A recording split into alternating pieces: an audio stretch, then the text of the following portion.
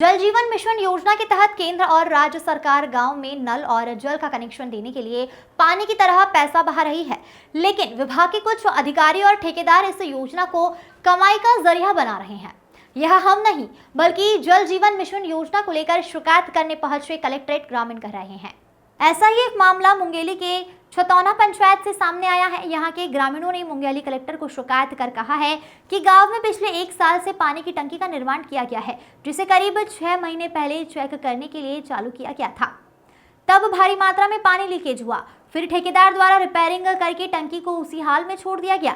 आलम अब यह है कि उस पानी की टंकी में आज तक पानी सप्लाई शुरू नहीं किया गया है। इसके अलावा गांव के अधिकतर घरों में पानी सप्लाई के लिए कनेक्शन भी नहीं दिया गया है।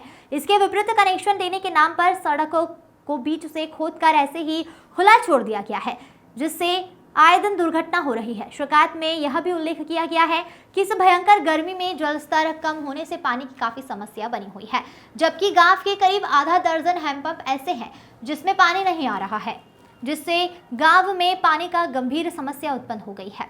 ग्रामीणों ने अपनी शिकायत में यह कहा कि गांव में पानी की टंकी का जो निर्माण किया गया है उस पर गुणवत्ता को ताक पर रखकर काम करवाया गया। इसके साथ ही जो पाइपलाइन कनेक्शन बिछाया गया है उसकी क्वालिटी पर भी सवाल उठाए जा रहे हैं। वहीं शिकायतकर्ताओं का कहना है कि अभी कई घरों में कनेक्शन भी नहीं बिछवाया गया है। अब यह पानी की टंकी सफेद हाथी सा प्रतीत हो रहा है। Bureau report.